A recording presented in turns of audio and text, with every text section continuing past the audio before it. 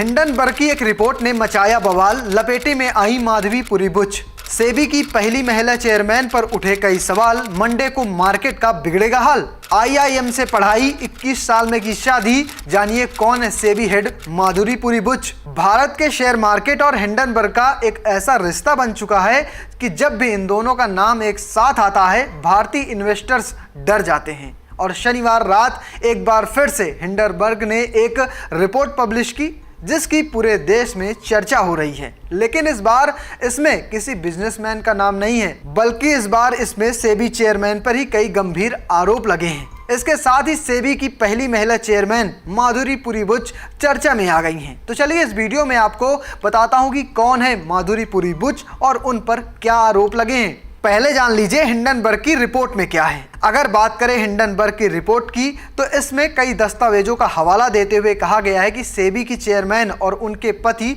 धवल बुच की उन ऑफशोर्स कंपनियों में हिस्सेदारी रही है जो अदानी समूह की वित्तीय अनियमितताओं से जुड़ी हुई थी। जुड़े होने का मतलब भी रिपोर्ट में साफ कर दिया गया है कि इन कंपनियों में सेबी चेयरमैन और उनके पति की हिस्सेदारी है। रिपोर्ट्स में दावा किया गया है कि इस वजह से बाजार नियामक की पारदर्शिता संदिग्ध पाई गई है। सेबी की लीडरशिप को लेकर रिपोर्ट में चिंता जताई गई है। तो यह है हिंडनबर्ग की रिपोर्ट जो कल रात आई है। मामला माधवी बुच और उनके पति से जुड़ा है। तो चलिए आपको माधवी बुच के बारे में बताता हूं और साथ में यह भी बताता हूं कि रिपोर्ट आने के बाद उन दोनों ने क्या कुछ कहा है। माधवीपुरी बुच का जन्म 1966 में हुआ था। बुच के पिता कॉरपोरेट क्षेत्र में काम करते थे, जबकि मां राजनीति विज्ञान में डॉक्टरेट की उपाधि प्राप्त एक शिक्षाविद थी। माधुरी बुच ने दिल्ली और मुंबई में स्कूली शिक्षा हासिल की है और दिल्ली के सेंट स्टीफन कॉलेज में से बैचलर डिग्री की है। वहीं इसके बाद आईआईएम अहमदाबाद में एमबीए किया है। एमबीए के बाद माधुरीपुरी बुच कह सकते कुछ समय के लिए एक एनजीओ में काम किया था, लेकिन उसके बाद इनकी एक नई जर्नी शुरू होती है। 1989 में आईसीआईसी बैंक में जॉब शुरू की है। उसके कुछ दिन बाद इंग्लैंड के वेस्ट चेसार कॉलेज में इन्होंने लेक्चरर किया है।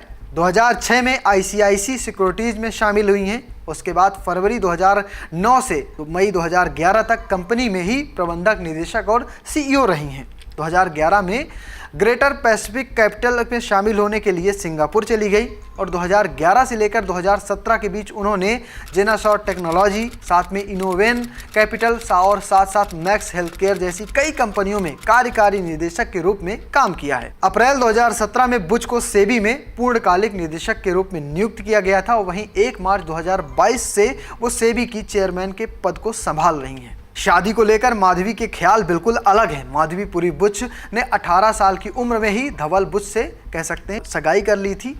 धवल एक बहुराष्ट्रीय कंपनी में एक बड़े पद पर काम करते थे और 21 साल की उम्र में माधवी ने उनसे शादी कर ली थी। माधवी ने शादी को कभी भी अपने करियर के लिए बोझ नहीं माना है। उनका कहना है कि परिवार ही उनकी सबसे बड़ी ताकत है। वे अपने पति धवल बुच को अपना मित्र और दार्शनिक और मार्गदर्शक बताती हैं। हिंडनबर्ग के आरोपों का सेबी के चेयरपर्सन माधुरीपुरी बुच और उनके पति ने संयुक्त बयान जारी करके जवाब दिया है। हिंडनबर्ग के आरोपों पर उन्होंने कहा कि ये निराधार हैं और कहा कि उनकी वित्तीय स्थिति पूरी तरह से पारदर्शी है। बुच दंपति ने कहा कि हमारा जीवन और वित्तीय स्थिति एक खुली किताब है।